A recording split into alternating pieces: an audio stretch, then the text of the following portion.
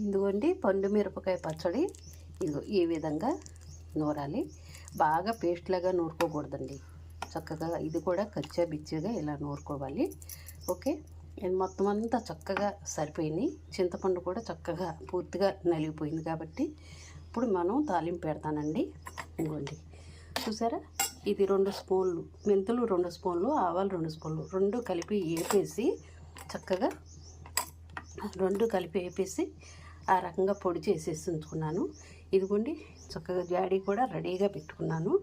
ఇగో దాంట్లోకి కావలసిన తాలింపులు ఎండుమిర్చి అండి, జీలకర్ర, ఆవాలు, ఇగో ఎల్లుల్లిపాయి, మినపప్పు, శనగపప్పు, ఈ విధంగా కరివేపాకు వేయను.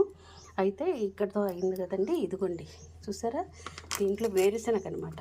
అదిగో వేరుశనగ నూనె పోసుకోవాలన్నమాట. చాలా మంచిది, వేరుశనగ నూనె పెట్టుకుంటారు తాలింపు.